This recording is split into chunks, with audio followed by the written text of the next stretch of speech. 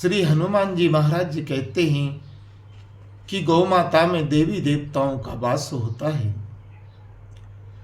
महिषासुर का प्रपौत्र सम्रासुर ने ब्रह्मा विष्णु शिव त्रिदेवों की समवेत रूपी आराधना कर उनसे अपने को सर्वशक्तिमान बनने का वरदान प्राप्त कर अहंकारी हो गया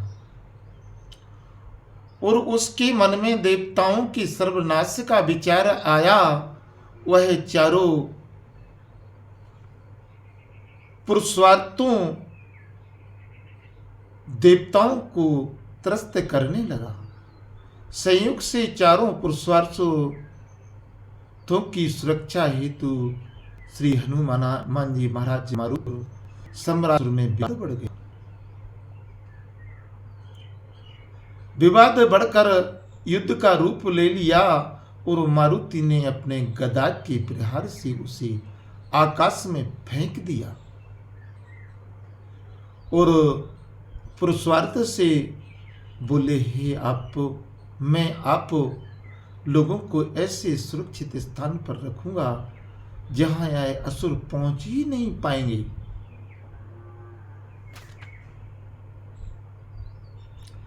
आप लोगों की सुरक्षा हेतु महाबली काका जामवंत वहां पर रहेंगे और मारुति चारों ओर पुरुषार्थों को साथ ले लेकर एक ब्याबान निर्जन वन पहाड़ी घाटी क्षेत्र में गई और वहीं गुप्त स्थान दिखाई पड़ा और उनसे एक वृक्ष में गुप्त रूप से स्थान लेने को कहा और वे सब एक वृक्ष में स्थान ले अदृश्य हो गए।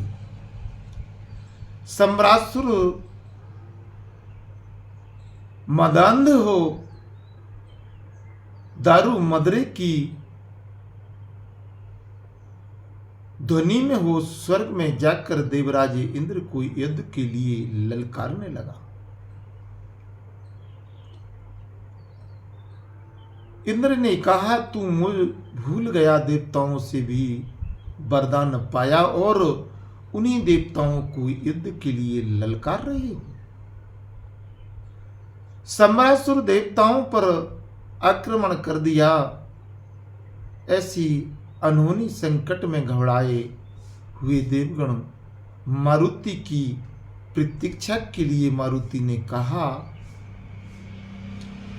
मारुति की प्रार्थना किए और मारुति ने कहा, मैं आप सबको ऐसा स्थान पर छिपा दूंगा जिसको कोई जान नहीं पाएगा। और देवताओं को धैर्य बंधाते हुए मारुति बोले, मैं आप सबकी पूरे प्रयास से रक्षा करूंगा। मारुति को देखकर सम्रासुर बोला, तुम साधारण बालक नहीं। मारुति ने कहा, मैं धर्म का पक्षधर हूं, मैं सनातन का पक्षधर हूं। बोला, तुम साधारण बालक नहीं हो। और मारुति ने कहा, मैं धर्म का पक्षधर हूं। सम्रासुर मारुति के शरीर में काली छाया का प्रयोग कर उन्हीं के अनुरूप प्रतिरूप का काले रंग के मारुति से लड़ाने का कार्य कर दिया। ऐसा कर संसार के रक्षक को उसकी शक्तियों को विनाश में लगा दिया। अनतः मारुति समझ गए, उसका समुचित उपचार कर कृष्ण मारुति को साक्षात आत्मसात कर दिए। वह उनकी लीला तंत्र आदि के लिए की गई। मारुति काले मारुति के द्वंद्व युद्ध के बीच शिव विष्णु हनुमान से बोले कि आप अपनी ही शक्ति से युद्ध कर रहे हैं। ओम रुद्राय नमः, शांत हो जाइए, शांत हो जाइए।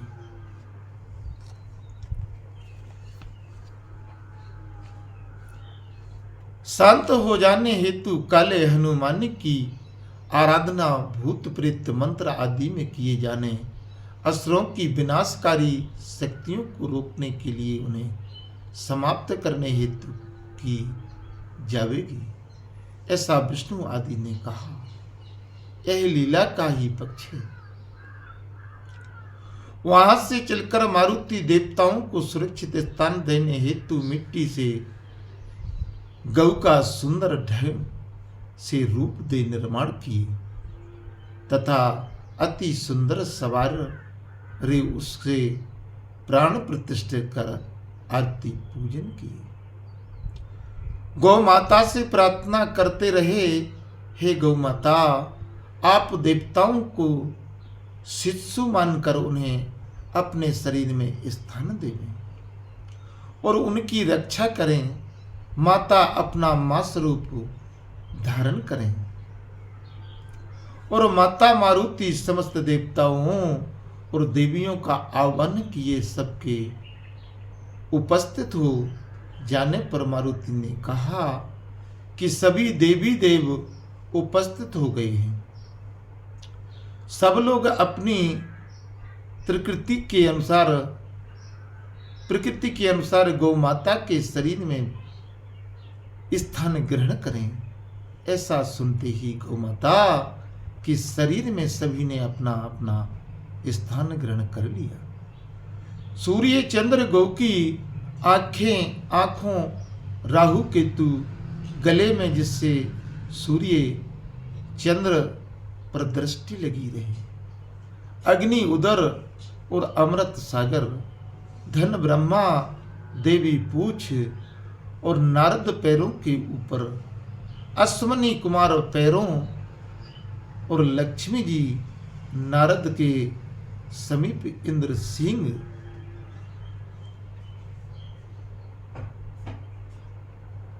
वरुण और उदर शिव जी और माथे ब्रह्मा, गर्दन चारों पुरुषार्थ चारों चरणों में समा गए।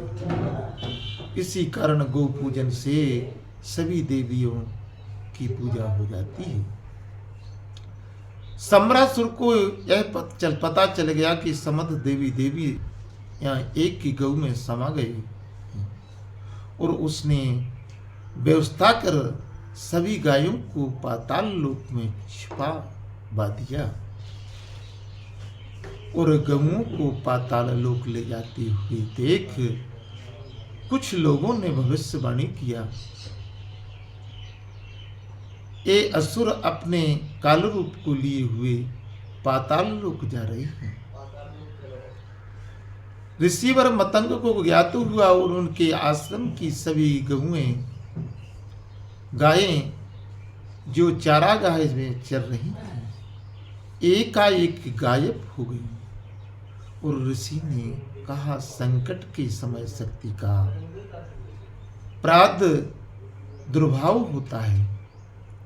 इस संकट से मुक्ति निश्चित मिलेगी। उस समस्या से पूर्व समाधान के रास्ते खुल जाए करते हैं।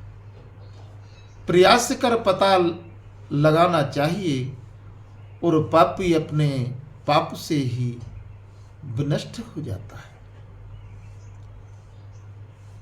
असुर राज ने निर्देश कर उसके अनुचरों द्वारा आश्रम गांव में रखे हुए दुगंध में विष मिला दिया गया।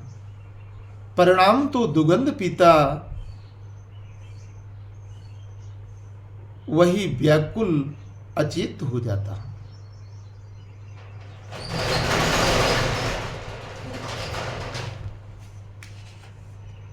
लगता स्वयं मारुति को भी दुगंध पान करने को दिया गया, परंतु शंका होने से उन्होंने दुगंध पान नहीं किया तथा आश्रम के दुगंध को पान किए जाने से मना किया और सब लोग खोज करने लगे और पूरे आश्रम वासियों में कोहराम मच गया और जो भी दुगंध पीता मूर्छित होने लगता।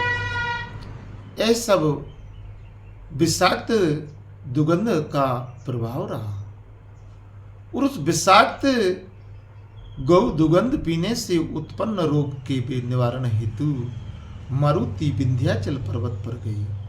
वहां ऋषि सुकंत के द्वारा शापित दोनों पुत्र कबूतर की योनि में थे। उन पुत्रों का उद्धार किया। उनके पास पहुंचते ही उस वृक्ष के पत्तों पर चोंच से उत्कीर्ण मंत्र आदि को देखा और पढ़ा समझा। उसी से उनकी सच्ची पहचान किए और सांपों द्वारा द्वार का रास्ता खोल दिया, सातों द्वार का रास्ता खोल दिया तथा जीवन दाहिनी बूटी लेकर आए और रिसीवर को दिए, जिसमें विष समन हेतु उपचार चलने लगा। उस सफलता मिल गई। मतंग ऋषि ने कहा कि हे जामवंत जी, प्रकृति के पास प्रत्येक समस्या का समाधान है और पंच गव्य होता है तो विषमन हो जाता है। इस समय एक भी गौ पृथ्वी पर नहीं है। उस सम्रासुर ने ध्यान लगाकर उस गौ का पता लगा लिया और उसको पकड़ाकर उसे मारना चाहा। संयोग से उसके एक असुर शुभ चिंतक ने उसे गौ की बलि से देवताओं की शक्ति प्राप्त करने की लालच देकर गौमेघ का परामर्श दिया और उसको वह मानकर कर लिया। वो उनके मन में जिम प्रतिकाम लोभ अधिकाई की कहावत चरितार्थ हुई और वेद आरंभ हो गया और गौ की बलि के अवसर पर मारुति पहुंच गई। पहुंचते ही पूर्व की ओर से दूर से अग्नि अपने मुख से बाहर निकालने लगी मारुति और उसकी लपट से यज्ञ कराने वाले जलने लगे।